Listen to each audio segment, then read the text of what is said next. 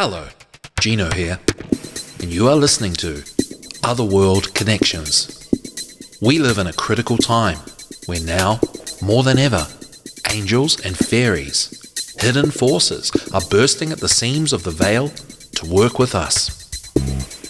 They want to see us change in order to save the world and live in service to others.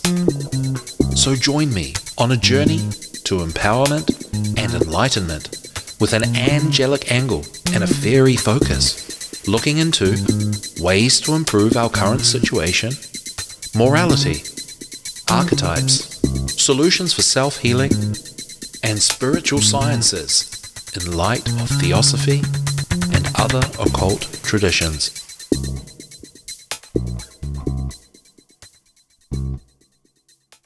Hello! Welcome to Otherworld Connections. A brief overview of today's episode's content. We're going to talk about opposites. Yeah, this is a show for adults, but we're still going to talk about opposites. We're going to talk about an intention experiment. We're going to explore an intention experiment. We're going to have a segment about essentially messages from the quote-unquote angels about following our hopes and dreams and accomplishing goals. And we're going to talk about a little message from the she, also known as the Fae. Is it semantics? Not really. I don't really know, to be honest. I just follow the muse, so to speak. So a message from the she using a tarot of the she deck. Basically fairies. Using the tarot from the she. And we are going to look at the current moon and have a little chat about that. Now, so you might know me if you are listening from the Secret Kindergarten radio show, Saturday mornings on Revolution Radio. And this is kind of like, the adult version of that. When I was teaching, it essentially built up my intuition. I never thought I would be sitting here using words like angels and fairies. Here today, 27th of June 2024, I really did not. But hey, I just asked those questions as time went by, and that's what I got led to, and that's why on the Secret Kindergarten radio show there's a lot of stuff on, a lot of teachings coming from Theosophy and Rudolf Steiner, because I put all that study on the back burner while I discovered stuff that they were teaching anecdotally. So anyway, you can find me on Substack. I have a Substack. You can also find my kids' stuff there on Substack. Otherworld Connections with different readings and stuff like that.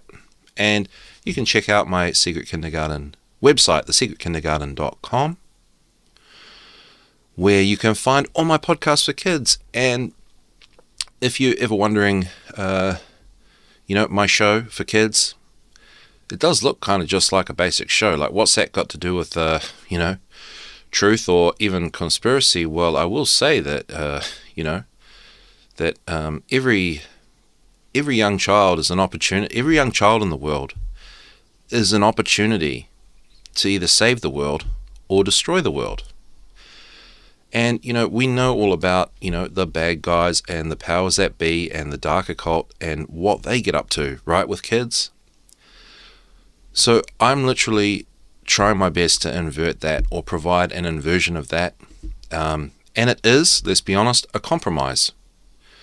A radio show for kids. Obviously, people want to be spending time in play with the young children of the world and deeply respecting them and building a bond with them, especially those of us that understand really well what's going on really in the world.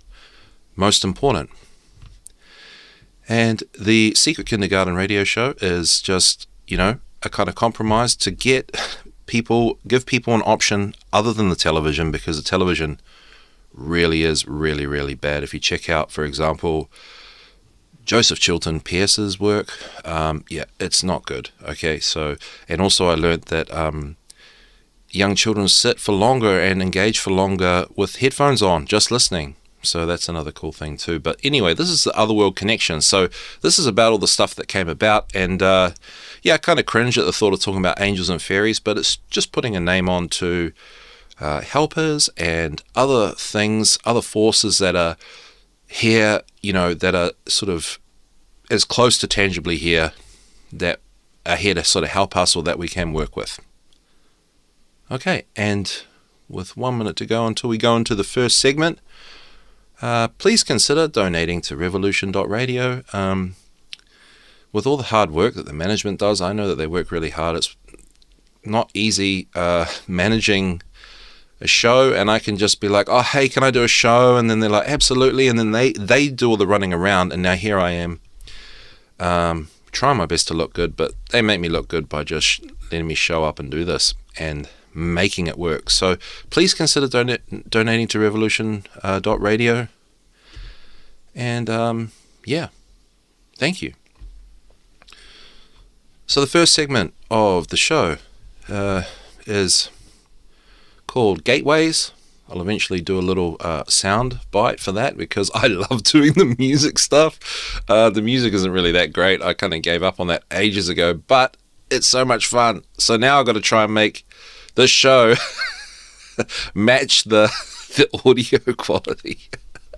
Oh my gosh. So this segment, gateways. So gateways are just openings or ways through to, at a base level, self-improvement, and at a on a more esoteric level, perhaps enlightenment, getting psychic powers. But all those things like psychic powers, that's just really part of humanity. And the reason I talk about angels and fairies is that they really do want us to use our human skills. Simple as that. So it's not such a big woo-woo thing, because we all have these powers and we can all improve our lives, and we're all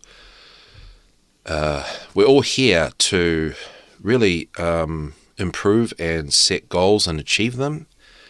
And also, we have the choice between good and evil. So this is for people that want to do good, that want to improve, and want to achieve. And I'm in that boat too. So I'm not an expert, I'm just learning too. So opposites is a way through to doing this. So the fairies, the she, they are big on opposites, where they're perceived as kind of living alongside us in a mirror world, sharing an alternate plane with us here. An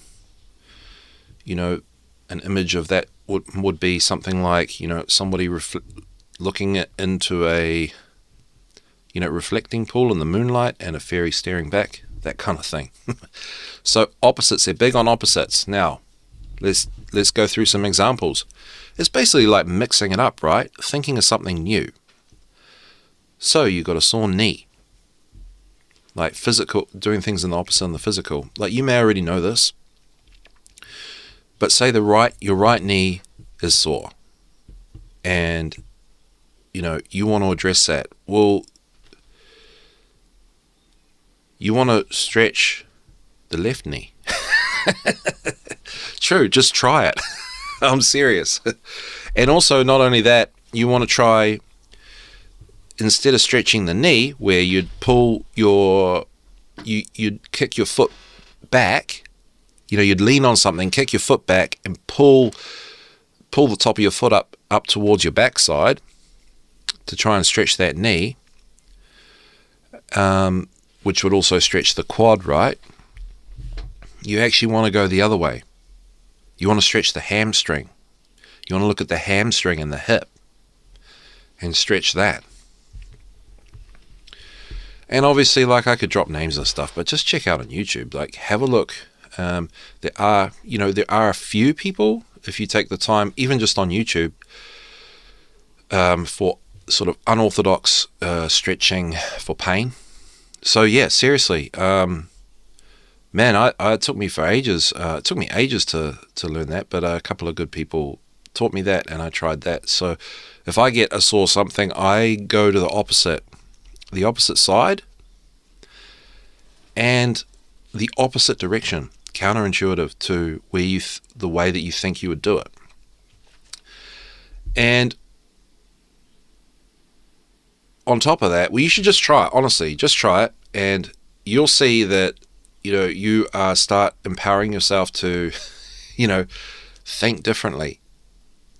It's very, it really does build self-esteem. Just little hacks like that, it makes you feel like, doing things differently is good. And we live in a world that you're not really allowed socially. It's socially unacceptable to do things differently. And look where we're at. And we've got to do something different, right? So something as simple as that is super magic. Okay. And this one, in a way, these are all quite personal as well, just so you know. I haven't, I'm not like in the best shape. Certainly not. I fighting off pre-diabetes, which I don't really have, but I'm just one, I don't know, cookie away from that. Overeating and always hungry. Well, it becomes a battle with diet, right? Battle with what you're eating. But the solution is fasting, which I don't do enough, but I know that I do. When I do it, I actually don't feel hungry. So that's the opposite. Don't eat. And I actually feel better. I feel more full when I do eat. And also, it makes me think about what I actually eat because I have time away from food. And obviously, time thinking about food, right? Because I'm not eating. Then I'm considering more about what I'm eating. And, I actually eat quite well. Fasting. There we go. You got issues with overeating, or you always feel hungry and, problems with food. Get into fasting, intermittent fasting. Surprisingly, way better than I thought it would be. And then the big one, stress. Stress, the biggest killer. Well, the Fae, they hate that we get stressed. Well, the reason they really don't like that is because it is this Joe Dispenza thing. If you know Joe Dispenza, I'm sure you do. The power of thinking, the power of the mind. We have the power to say, oh, you know what, I'm not stressed right now, and not be stressed. We have the power to control that, which takes a lot of work. It's easier said than done. I find it so hard, but it's so important to do. So you're feeling stressed, what do? You relax. Even when you should not. Even when you should not. Think about the times when you are really, really stressed. For me, it's always when I'm doing something that I shouldn't be doing. Literally, like in my heart, in my soul. Some crummy job, I don't know. So this one takes a lot of courage. Taking a break or taking a holiday when you quote unquote shouldn't. And the big thing that springs to mind is employment, right? Jobs that are really stressful, that are just killing us, but you got to do.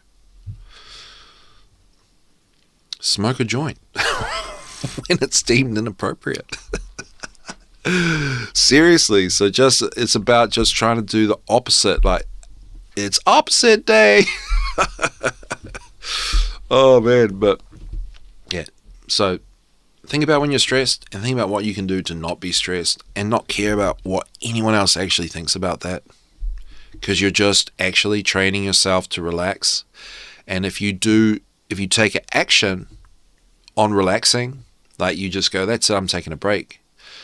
You're giving yourself more of a chance to not feel stressed in the next stressful time. Allergies. All this gluten-free, dairy-free stuff going on there. Allergies, well, what's an allergy? It's really it's a mindset that you attribute to food causing an issue. That's okay, that's totally fine. And when you look at these allergies and you read about it,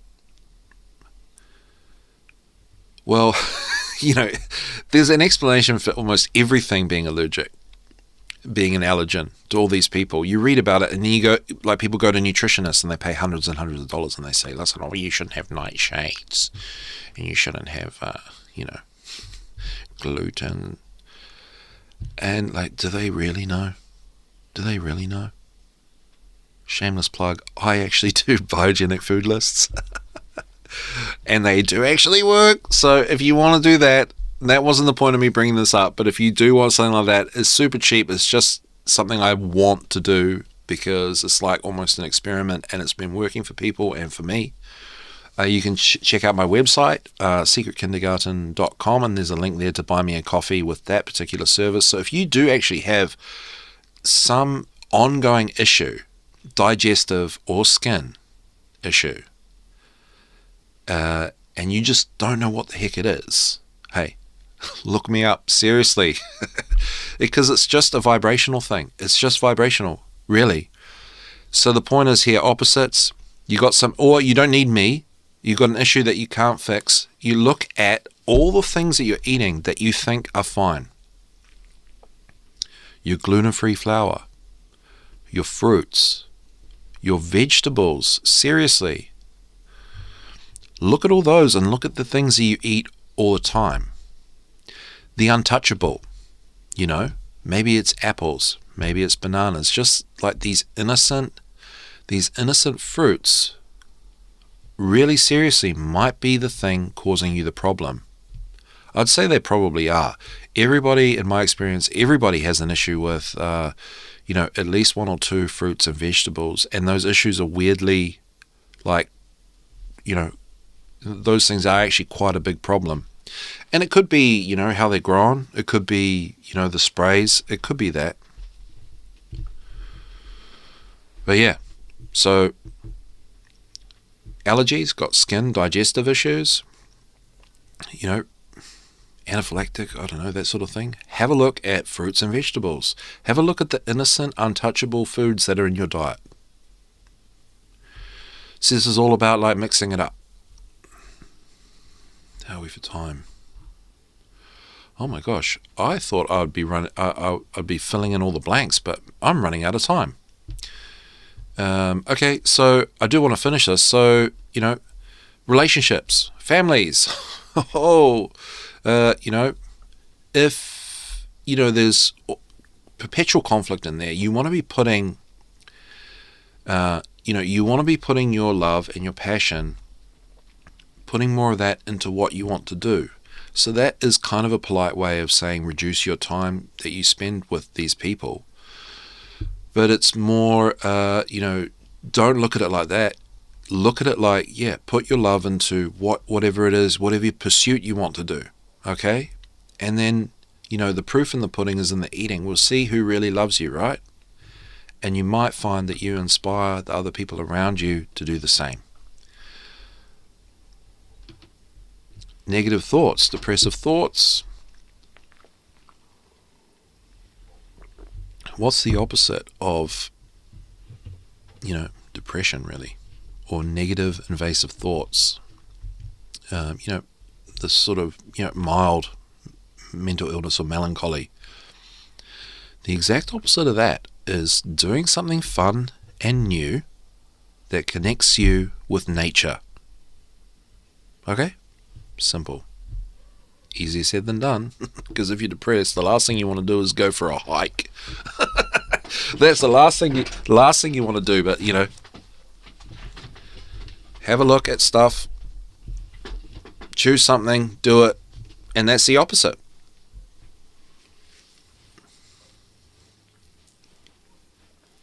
If you're a social person and you're having issues, feeling stuck or struggling with life, well, you want to become more isolated.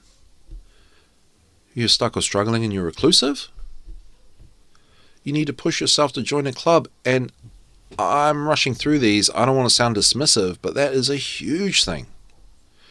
If you're a reclusive person and you've got some kind of,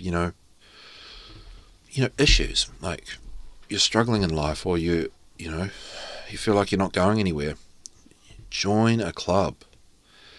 And, clubs are pretty good because there's a sort of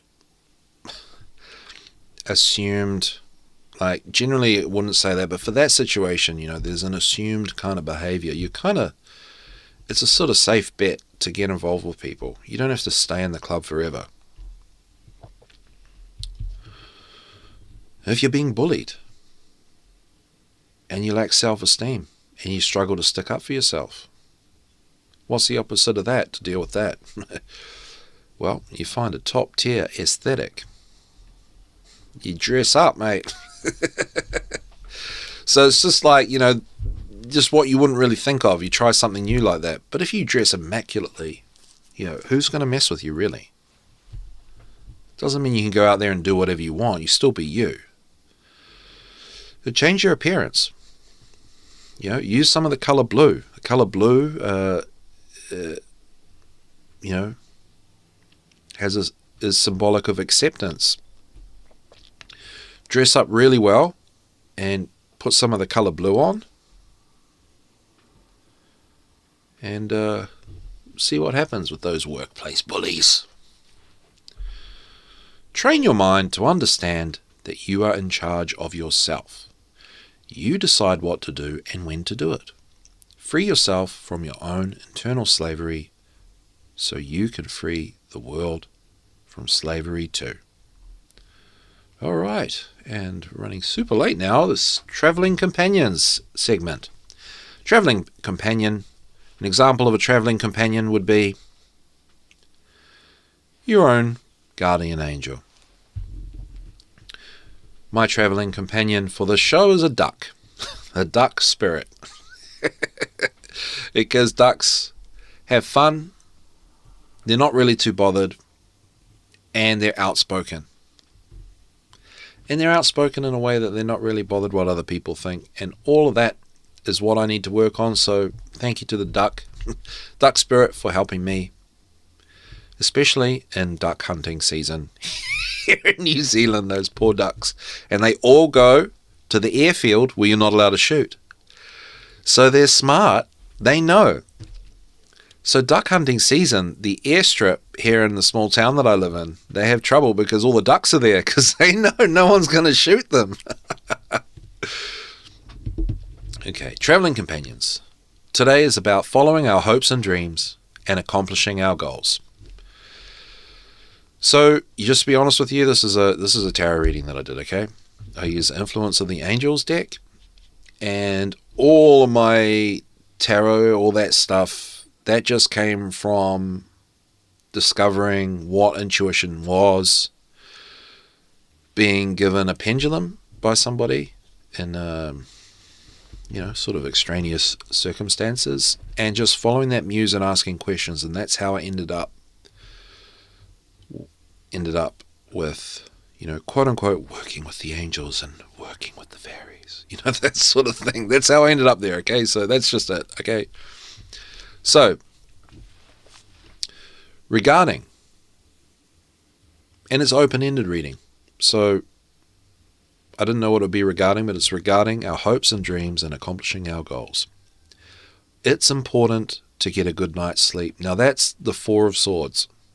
So Four of Swords, I wouldn't have thought it meant that really, but it's important to get a good night's sleep. Here I am after 5 hours sleep, so I'm not the sleep guru, but it is really important to get a good night's sleep. Much in the way that it's important kind of not really to watch TV. Quality deep sleep is where the angels work to help get you what you need to achieve your goals. All right? So that's what Theosophy would say, and that's what I say, because that's what I discovered, and then da-da-da-da. So, You want to achieve hopes and dreams, and notice how this is kind of an opposite, right? You think following hopes and dreams, accomplishing goals, crush, crush, crush. What about your sleep? Sleep, super, super, super important. And obviously the visualization of your goals in the morning and the evening. Quality deep sleep, very important, super important. You need a structure. You need a goal, a definiteness of purpose, a daily plan, a weekly plan to achieve these goals. So this is where it gets into that broentrepreneurship, right? Crushing goals and grinding. That is part of it. So, I don't know. I do spend a bit of time looking at those people. Those people. Oh, man, it is a bit like that. So it's a balance, right? So we're seeing a sort of story of balance here. Here we go. Return to a state of harmony and balance by taking care of basic needs. Cooking nutritious meals, keeping warm in winter and cool in summer. Going for walks in nature. So living simply as well.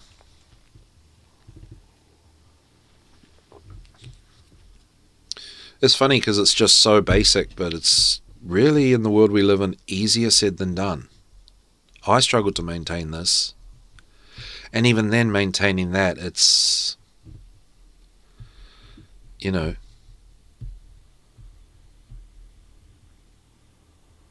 it's a struggle. Anxiety, overthinking, ruminating. Follow your plan with fast action and quick energy, with urgency. Now, this is something I've definitely had some success with. If it's just some simple anxiety and some simple overthinking and ruminating, like you consider yourself to be just like a bit neurotic, I'm not talking about some serious mental health issues. But yeah, if you just get busy, you literally, I agree with that. I've tried it, and yeah, you won't have time to feel anxious, to overthink, and to be stuck in that cycle there. You just won't. You just be busy. So it's important to find the thing that you want to do and you know, be excited about it. And so if you think all of that is like too hard, like you're like, well, I don't know what I want to do. I don't know what my goal is. Then let's start over. Look at the finer things in life. Look at where there is. Look at what there is in the world. What do you appreciate that's out there?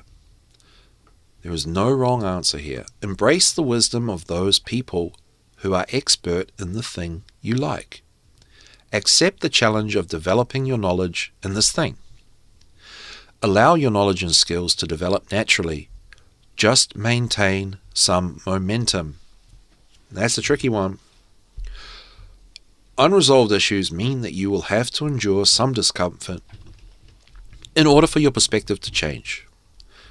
Disengage emotionally. Take charge. Disengage emotionally!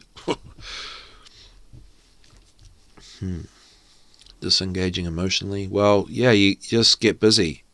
Find the thing you like, get busy. Be moved and inspired by someone or something. Being an outcast might be difficult, and it might make starting out difficult. However, it is like having a clean slate and a fresh start when you do. And that is very true. You know, being an outcast myself, at least not so much anymore since I joined Revolution Radio. Thank you, everybody. Thank you for being so welcoming. Yeah, being an outcast, it's actually really good. It's really good. Everything's a fresh start and a clean slate, and you just get to be you. Be enthusiastic about your journey towards achieving your goals. Put the best idea you have into action. When you do, a spiritual guide will have a great influence over you. Them's fighting words. See, I reckon it's like, well, yeah, we know, right? It's what we're here for, to do well, to set goals and to achieve them. Use our powers. And if you do start on your path of your, Dharma, a spiritual guide will have a great influence over you. So you're going to get helped. So why not? Why not start today? Okay. Next segment. I am running majorly over time. That's okay. Messages from the She. Okay, so I do this on my Substack page, Otherworld Connections. I just do a message from the She, similar to the one we just did from the Angels. So what do they have to say on this episode of Otherworld Connections? Do something new to feel refreshed, rejuvenated, and to connect with others. This will divert the mind from negative thought patterns and, in turn, self-defeating behaviors. Making this time for something new will ironically help you find and/or achieve your goals. Gifting yourself with a new and fun pursuit will set you up for the gift of success. You will bring that playful energy into your goal-oriented work. Your thoughts affect your emotions, which then affect your actions, and vice versa. This is why it is important to bring a new, fun pursuit into your life to refresh your thoughts and feelings for your more serious work. It will also provide insight as you bring your life into balance and alignment. Insight and balance are keys to abundance in your life. That is my favorite reading that I've ever done, because it's really basic and kind of counterintuitive and super powerful, and it's a true story. I listen to all this advice, guys. This is all kind of like not only for me but for all people, and I'm still trying to listen to some of it, and I've listened to some of it, and I've changed things up. And I took up boxing. Yeah, so I go to the boxing gym near me, and dare I say, I enjoy it. Dare I say I enjoy it. And I'm not that kind of person. In case you didn't know that. Oh. And so, while we're still on that section, I'm going to get this book. So to learn something new about ourselves and to gain a new perspective and to get some new ideas about things, which is obviously the theme of this particular show, this episode, we will look at this book, The Psychic Pathway by Sonia Choquette. In here are explorations. And this is going to help with all the suggestions on this episode. So we'll just have a look at a couple of them. And so I recommend getting this book, The Psychic Pathway by Sonia Choquette. Especially if you do like this show, and I recommend it. It's basically a 12-week course to get your psychic powers, which you don't actually really have to do, but it's a good book. Explorations. So many of us were raised to believe in a God who was not very tolerant. Well, that was me. I was definitely raised like that. Were you? Double check by filling in the blanks below. Okay, so this is just exploring. It's more like a reflection. My childhood God was ... My childhood God was like, you're not allowed to swear on Revolution Radio, but my childhood God was unbelievable, man. Oh my goodness. Oh my goodness. Okay. What about your childhood God? What was your childhood God? Dot, dot, dot. Come on. Say it aloud inside your mind at least. What were you taught about God? By whom? Oh no. Did you believe it? I will. Yeah, what about you guys? You answer it first. Oh man. I was literally taught that I was going to go to hell if I didn't just be magically this imaginary version of good. And if I didn't go to church all the time, and I was told that at a funeral when I was 2.5. My childhood was going to funerals, guys. You see why I do the Secret Kindergarten radio show?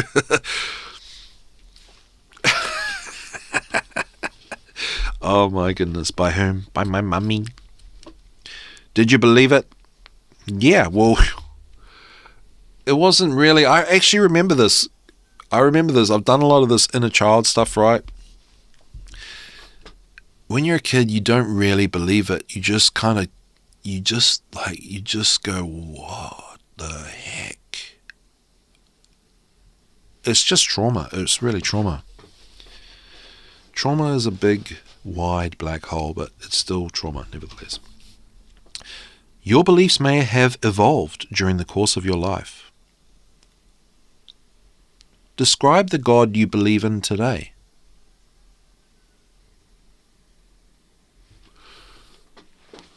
Or just answer that question. What's your response to that question? So this is all really good. This really ties in, I reckon, with the goal setting and stuff, like asking these questions and exploring that. You're going to find your line in the sand, where you stand, what your values are, what you think's right, what you think's wrong for you. Assuming you're a good person, because we're here on Revolution.radio and we know a thing or two about a thing or two, don't we? Describe the kind of God you would like to have. Oof. Don't really know the answer to that. That's a bit new agey, isn't it? Okay, how much time do we have? Okay, let's just skip some of these. So yeah, do look at this book, Psychic Pathway, and the reflections here. These are to help you change your perspective, change your views, or awaken to what your views really are by reflecting on these things. So we'll just do a couple from each little section. For all you ugly ducklings, the time you felt like a quack. Please list 3 people you knew better than to trust and trusted anyway.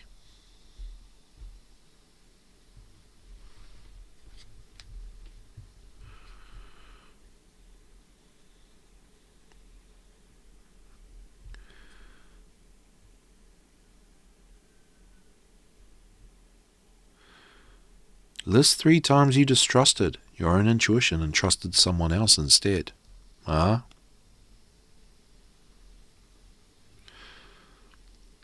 What about times you knew something and you didn't trust your intuition?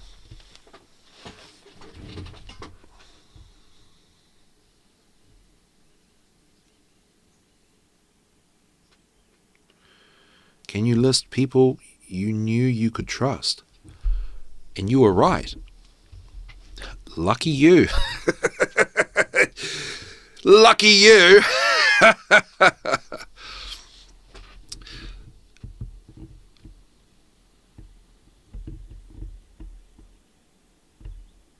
What about times you knew something would happen and you acted accordingly? Like you knew that would happen. Someone's like, wow, you did that. So yeah, I knew that would happen. In the zone, dude. And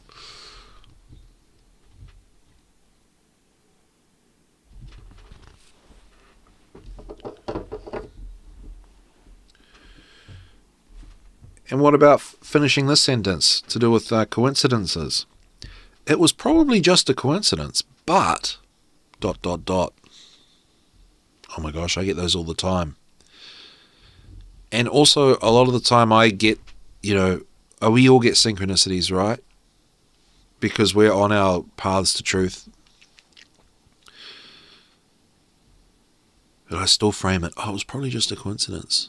I tend to diminish these things. Okay, so you get the idea. So there is kind of a little bit like a workbook, the psychic pathway, but discovering this, it sort of ties in.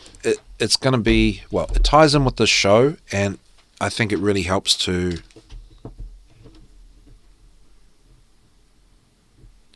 help. Okay, that's it. Right. Next segment is Hive Mind. Hive Mind. Bzz.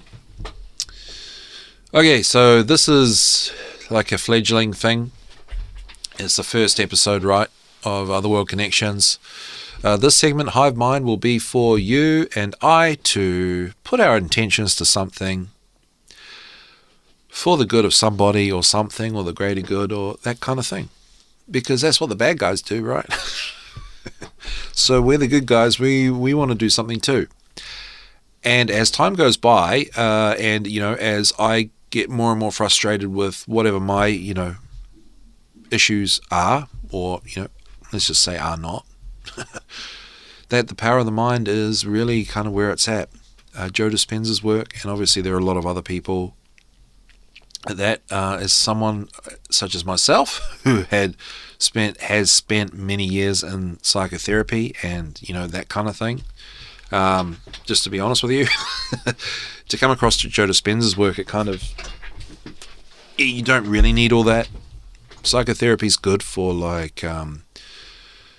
psychotherapy is actually good for being more aware of what you're doing and what you're saying and what you're thinking.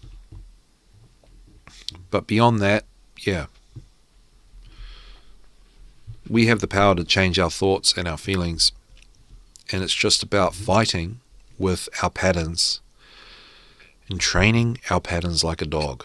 Like a really damaged dog that you got from the pound, and it's like the dog that nobody could fix, and then that guy, the super dog trainer guy, saves them. Well, we've just got to be that person to change our ways. So we're going to look at today for Hive Mind, the intention experiment: using your thoughts to change your life and the world, by Lynne McTaggart, author of The Field. Have you heard of that lady? Have you heard of that book? Well, I hadn't until I had heard of it. So I'm just going to read this chapter. I'll skim through it. So this will be at the beginning an exploration of group meditation, group ritual, group intentions, that kind of thing. So this is what I discovered. So, spoiler alert, this is the last chapter of the book. So, let's see. Group intention experiments. You are now invited to participate in massive group intention experiments with many of the other readers of this book. If you would like to take part, read on. In these group intentions, you will become involved in important new research to further the world's knowledge about the power of intention. There will be blogs and interactive elements on the website. It's not compulsory. Log on to the website, We will plan those dates to coincide with times of a fair degree of geomagnetic activity. So her writings, her books are very science-based, much like all these people, right? Joe Dispenza, Bruce Lipton, it's all very sciencey. I find them really hard to read, right? But they're trying to prove the left-brained people, the sort of, they're trying to prove the spiritual stuff to the left-brained people. And, possibly they are or were those people themselves. That's why they're in science. I don't know. But yeah, so her stuff, it's, should talk about, say, increase in murders on the full moon and that sort of thing, moons and tides and geomagnetic activity and how that affects human behavior, and she looks at all the research on that. Which is all sort of essentially proving the natural law principle of vibration, right? That everything's connected. Read through the preliminary instructions. Readers around the world will be participating, so it's vital that all readers send intentions at the right time according to their time zone. We need committed participants.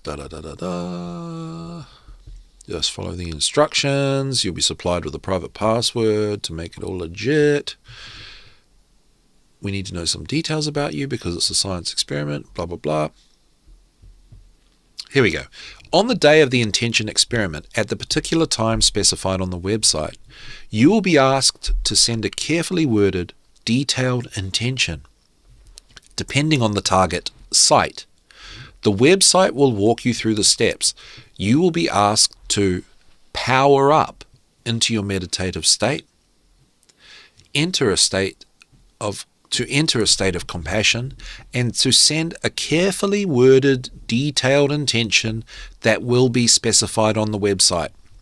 For instance, let's say that we are trying to send an intention to have a spider plant grow faster at Fritz Albert Popp's lab in Neuss, Germany, on Friday the 20th of March at 8 p.m. Greenwich Mean Time. We will have a photograph or web camera image of the spider plant on the website so you can train your intention on the right subject. The website will instruct you to think or say the following sentence on the 20th of March at 8 p.m. Our intention is to have our spider plant in Neuss grow 10% faster than a control plant. I don't know why I just did it in that voice, but yeah. So that's what you'd say. So everybody that wanted to join in this thing on the 20th of March, I don't know when they did it, like what year, at 8 p.m., everybody in the experiment who had registered will then at that time think or say the following. Our intention is to have our spider plant in Neuss grow 10% faster than a control plant. Or let's say we have a patient with a wound. Our intention might be, our intention is for Lisa's wound to heal 10% faster than normal. And so on and so forth. So why not? This is what I was thinking. Well, A, it's fun. B, I really do, believe, no pun intended, I do believe that this stuff really does work. And the more I read about it, the more I start to see that it actually doesn't even matter if you don't even really believe in it. You could just say that or think that sarcastically. You could just say it or think it to humor me or to humor somebody else. And I think it still actually works. So in this segment, the idea will be to, at some stage or moving forward is to, one thing we'll do is, group intention. But it won't be an experiment. We just do it. So we'll figure out whatever it is, and then we just say, okay, 1, 2, 3, go. And then that's it.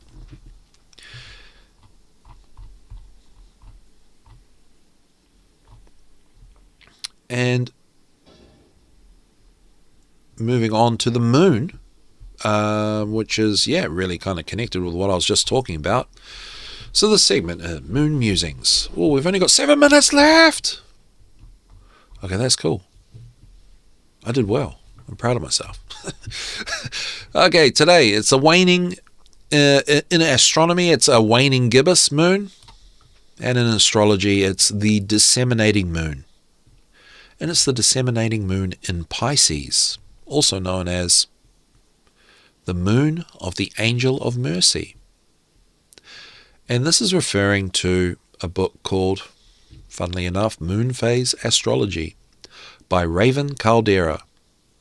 Now, if anyone does have, moon astrology suggestions, people that study this stuff, please let me know, because I do struggle to find much about the topic, and I'm all about it. So let's read about what Raven Kaldera says about the moon on this day. On the moon of the Angel of Mercy, we give selflessly of service to those who need it, to the point that we are able to humbly and comfortably give it. While this moon involves sacrifice and suffering, it's best to use this phase as a time to discover where your frontline limits are with regard to such things? At what point do you become uncomfortable and begin to dislike the whole proceeding? At what point do you take pride in your ability to sacrifice and suffer? At what point does the service make you feel superior to anyone? As soon as you feel these things, stop. If that isn't far enough along for you, if, for example, you never make it off your couch, consider how you could get yourself to a point of being able to give cleanly and without special emotion toward any sacrifice that needs to be made. And I'd say, part of us being here is to extend that, to try and extend that where it's not hurting us and it's not killing us. And if we just sort of strip all this blah, blah, blah away, the reason I'm saying this is I know, I don't think it affects people, I think it affects people more strongly than others, but it affects everybody. But the moon right now is kind of manipulating us, for lack of a better word, to help others, to be of service to others. Okay, so it's something to keep in mind, and each week we'll talk about the moon. And this would last for a bit longer than just a couple of days, I'd say. So just, the moon is trying to make us help people. So, if you have to go and hang around people that don't deserve your help, well, keep that in mind when you feel the urge to help them. And then in the other sense, it's if there was something you wanted to do for somebody, now's a good time to do it. So it's something to keep in mind, because it's the moon's pushing that energy, but it's up to us to choose what we're going to do. And the moon influences that. And I really reckon with a lot of people, its influence goes unnoticed and takes hold a little bit, as per what's covered in that book, oh my gosh, The Intention Experiment by Lynne McTaggart. So there you have it. Woo! And that's it. We made it to the end of the show. 3 minutes to go. What else do I want to say about... I wanted to say something about... the power of thoughts. Like this... There's this guy that I knew, and he reached out to me after I hadn't seen him in a long time, and we weren't even really friends, we were acquainted. And anyway, he was like, "Oh, buddy, old pal, let's catch up." And I caught up with him, and then it turned out he was trying to sell me these like Amway multivitamins. Is it Amway? It's one of those, it's like basically Tupperware, like Tupperware pills. He's trying to sell me these multivitamins. And basically, like the whole thing, it was like a complete setup. And it was nothing to do with wanting to catch up with me. He just wanted to sell me these multivitamins. And it was like, you sign up, right? So every month you pay $100 and you get the thing. And I'm not saying like they're probably good. And I was like, man, scrap this guy. And we're talking about the power of thought. I had to find a phone number. What am I getting at? I had to find a phone number on my phone yesterday. And I was scrolling through... messages because I had to text. It was like a mechanic or something like that. It was just a number that I don't use. And I was scrolling through, and then as I was scrolling, I came across a message from that guy. And I looked at his name, and for that moment, I thought about him. And I thought, oh. And my thought was not a thought, it was my feeling. And this is the Joe Dispenza thing. I was feeling that discomfort that I felt when I realized he was just trying to sell me stuff, and I went all out of my way. And actually, he was quite rude to me. Well, I was like fully just being like super, essentially in service to him, just to be kind, just to be dumb. And I got that feeling. So my thought was of connecting with him, or my thought was of my connection with him. And guess what happened? I'm not even joking. That afternoon, he tried to call me. And now that I'm looking into this stuff more and more, I mean, you don't want to freak out about it because end of the day, we're all still here and we're all still alive. So if you think all these horrible things, well, don't forget you're still here. So it's not that bad, but it is powerful, right? Okay. Thanks so much for tuning in.